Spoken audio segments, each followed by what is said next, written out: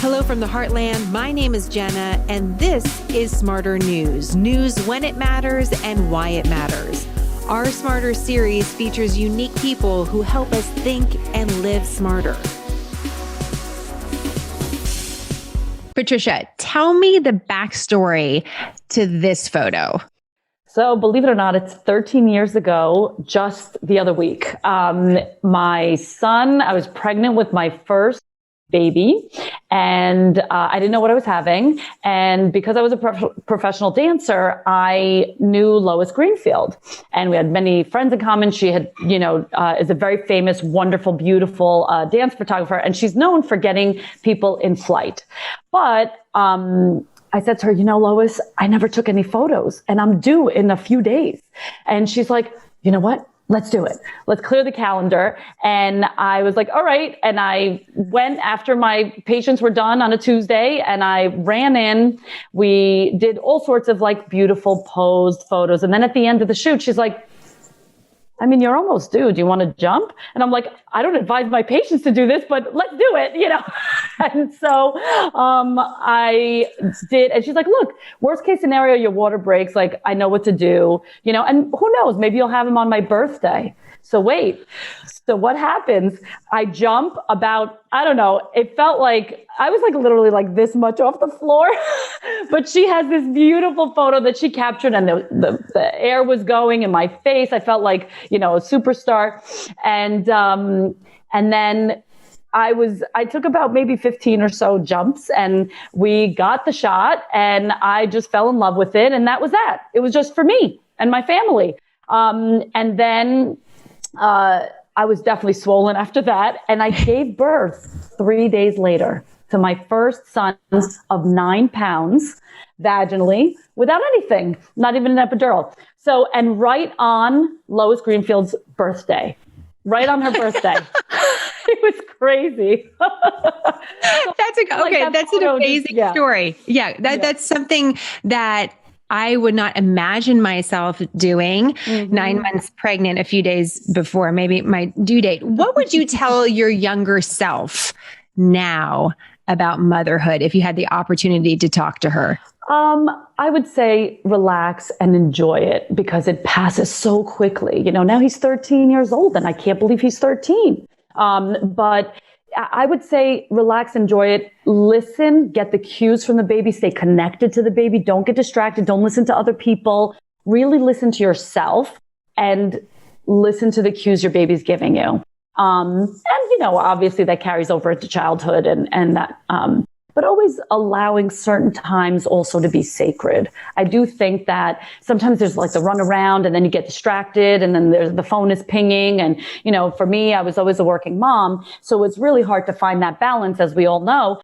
And I kind of feel like there were certain things that I would be like, all right, it's okay. One night I won't do that, but there's very important things about rituals with your kids. And I think it's a really nice thing to say, you know what, there's certain things that I'm going to be present for, I'm going to be here for. And there's an occasional late meeting or something like that, but really keeping certain things sacred, whether it's a conversation, whether it's a connect time, whether it's something you say. I think that just keeps that bond really, really tight with your kids. So it's kind of some fun little things like that.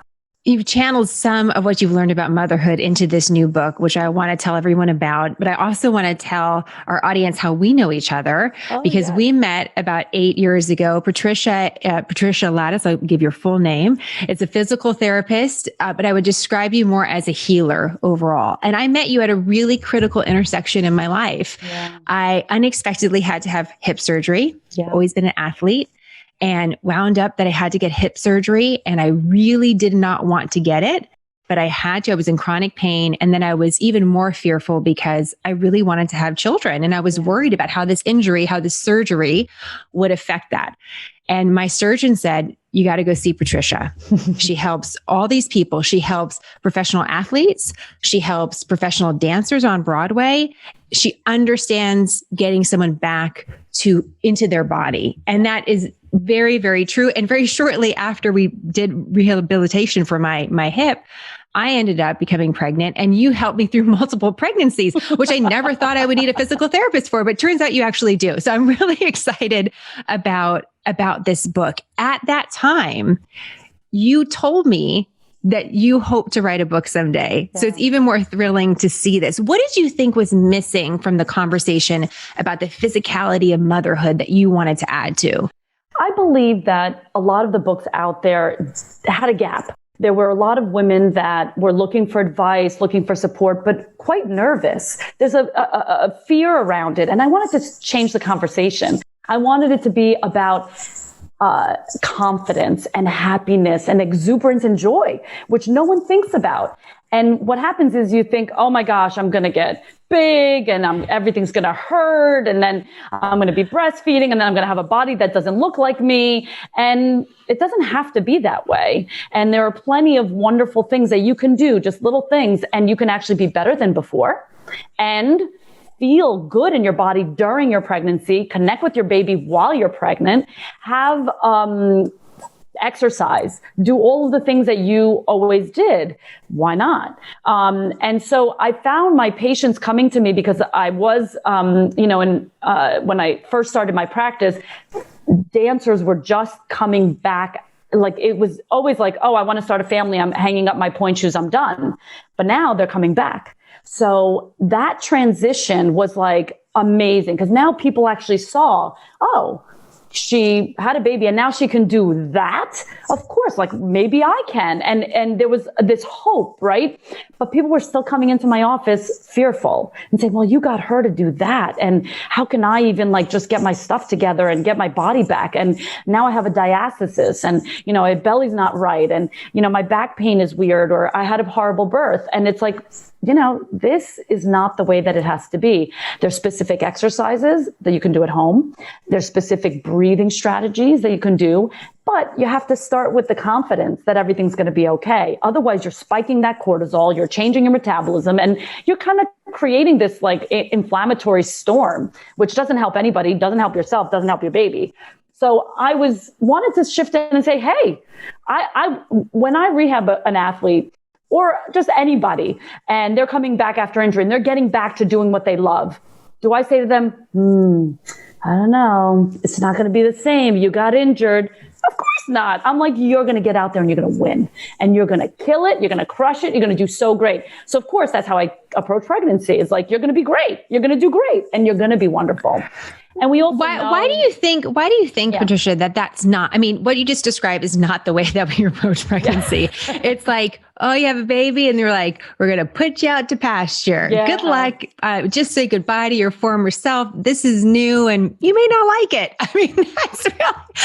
That's sometimes how motherhood is talked about. It's not talked about like you're going to elevate your game. Guess what? Mm-hmm. It's not the way. So why do you think that's the conversation? Honestly, I think that there's always this medicalized kind of fear, like you need to tell people that they have a risk of this and they have the risk because if they don't tell you, they might sue you or, whatever. And this isn't the way to operate. You want to operate not to be the most minimal, because if you tell them something wrong, something's bad possibly could happen. Every time you do something bad can possibly happen. I mean, you could cross the street tomorrow, The main thing is there are changes that happen in a woman's body. And now what we know epigenetically, the new science, I mean, it takes 17 years of the science of today to make it into mainstream medical practice. I don't know about you, but I don't have 17 years. My patients don't have 17 years. So there are some really groundbreaking bodies of knowledge that are coming out on the forefront. And I feel very privileged to be around wonderful researchers and people that are doing this science and, speaking to them, their frustration as well, and on policies and how things get, women are still, told really archaic things.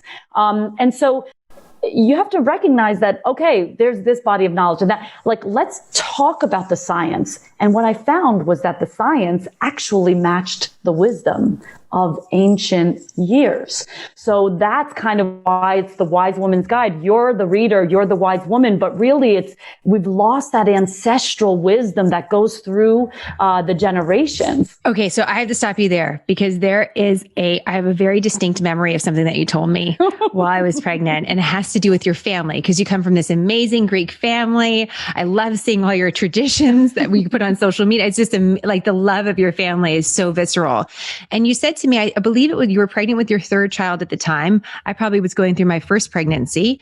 And you said, in Greek culture, we don't allow the woman to do very much for about 40 days after she gives birth. She's like, you said, my mother won't even allow me to go up the stairs. I was like, she won't even allow you to go up the stairs. What do you mean?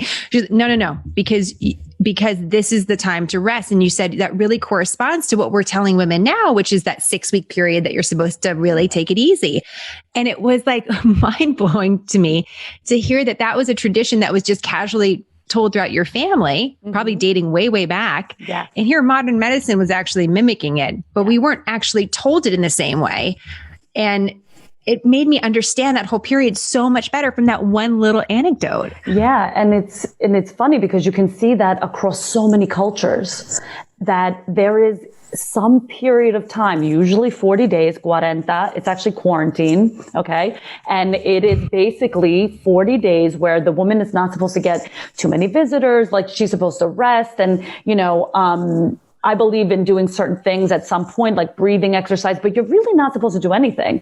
Everyone from the time, like the tribe, basically, of women that you used to live with would come to your house, cook for you, clean for you, take care of you, give you all the warming foods that you need to heal from that. And all you do is breastfeed baby or bottle feed baby and rest and heal. And what happens when that happens is, number one, you have support.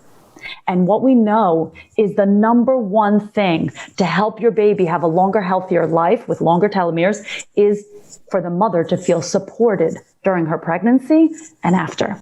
Decreases the chances of postpartum depression and allows no cortisol to spike because you're not, oh my gosh, I have to go back to this. Oh, I have to do this. Oh, I don't have help. I have to, cook the meals. I have another child, maybe. That is not the way it's supposed to be. You're actually supposed to just rest, relax, and really recover properly. And 40 days is something that is actually a tradition in many cultures. And it works. I can tell you it works because I cheated and I went up the stairs a little too much with the third one because I was like, I'm good. I've had 2 kids. I know what I'm doing. No, I bled the longest with her and it just took a little bit longer for me to feel like myself again. So honor that time. It really is self-care. It's a good reminder that we're always learning. Your book, you say it's the Wise Woman's Guide to Your Healthiest Pregnancy and Birth from Preconception to Postpartum. So we talked a little bit about postpartum there. Preconception is something I haven't really heard that much about. That's something else that you've told me about that is many, many, many months, even years ahead of when you decide that you'd like to have a child. You and your partner, not just the woman. Yeah. Tell us a little bit about preconception and why you think that's so critical. So many people in the functional medicine world, one of my colleagues, Dr. Sergio Pecorelli from Italy, has basically coined this first 1,000 days term. And I talk about it in the book a bit.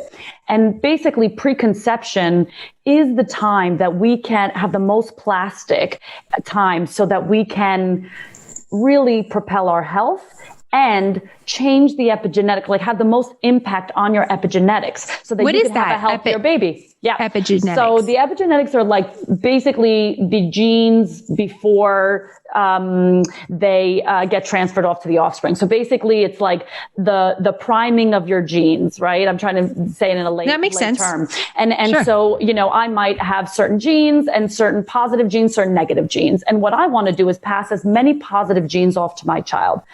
The more inflamed I am, like let's say I party a lot and I drink a lot and I, don't exercise. I work like crazy. I don't manage my stress well. I'm always, going, running. That's a pretty inflamed body. Now you say, well, I'm not red, swollen. No, that's not acute inflammation, but chronic inflammation. So when you have that inflammation in your body, it kind of turns on these not so great genes potentially. And so what we want to do is put forth our best foot forward. And this is important also for the man. The man is 70% responsible for the health of your future baby. 70%, 70. So that's a huge responsibility. So really partners should sit down and say, okay, let's clean up our act. And I talk about it for 6 months as like your minimum, because you need about 3 months to kind of clean up your act and 3 months to optimize. And interesting, because 1,000 days sounds like a lot of preparation. Yeah, and that includes, it's really, that goes into other aspects of pregnancy and the effects of the baby in the first 2 years of life and other things. But preconception is the key time. If you want to do anything to support your baby, a lot of times we just think about the pregnancy. I want to eat right. I want to exercise. What am I supposed to do during my pregnancy? Well, actually, if you do some stuff for 6 months right before you get pregnant, now we don't know when we're going to get pregnant, so. But generally speaking, if you start on this journey, you should think about preparing it. Like I tell my patients, you don't just get up one morning and say, I'm going to run a marathon and just run it.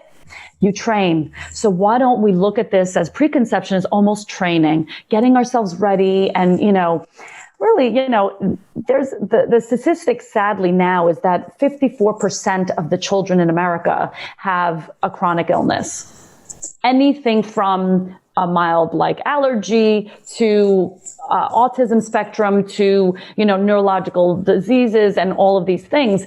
And so it used to be in the 1960s, only 4%. So that's a big change, in not so much time. So we really do want to say, all right, how can I affect that? How can I make that statistic work in my favor and have a healthier child? And really, it's in preconception. That's so interesting. I wonder how data collection too has changed and how we become more sensitive as well to what children are also going through. But it's fascinating to think about. I'm curious about your journey, just as we finish up here, to this book, to getting this, by holding this book in your hand, because I know it's been probably such a moment. Yeah. But you probably have learned so much. I know you had this body of knowledge before you wrote this book, and you wrote it with a doctor, a partner as well. What did you learn in the process of researching and writing this book that made you even a little bit smarter on the topic of motherhood? I did have a lot of my wisdom that I poured into it, my colleagues' wisdom, really curating this knowledge for everyone. And with Dr. Sadaty, who's a functional medicine OBGYN, it was just kind of the perfect match of almost like the doctor's corner.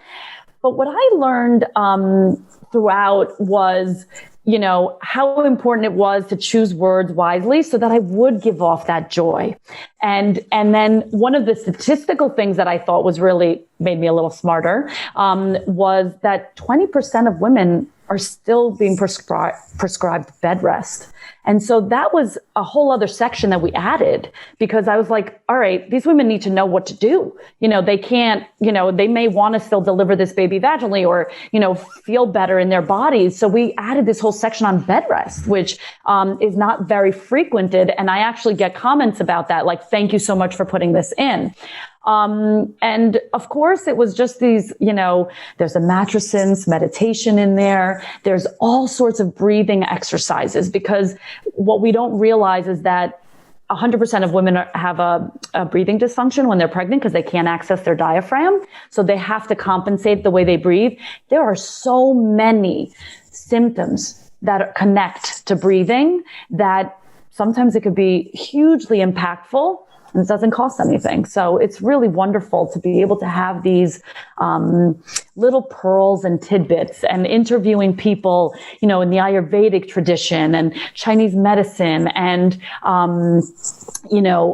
different cultures, Nordic cultures and South American cultures and what they did in Africa. It's just like wonderful, fun stuff. And what I found was that we're all really kind of quite connected. Very, very similar kind of advice, very similar little pearls of wisdom being shared. So, it was really nice because it brought together this kind of unifying feeling, and it was really a wonderful experience for me. I really feel so blessed to have been able to get it all together. Yeah, I'm sure it was no easy feat running your own practice, also with 3 kids, and then trying to bring joy back to motherhood. But it's, you know what? We can feel it. And I can attest, I have trusted you with my body and my health, and I can attest to your amazing talent. And I'm so proud of you for doing like this accomplishment. But more so, I'm so glad this is a resource that so many can access. And so highly encourage everyone to check it out. And happy Mother's Day, Patricia. Yes, happy Mother's Day. Quick, concise, nonpartisan, smarter news, a refuge from the storm. I'm Jenna. Thank you for choosing smarter.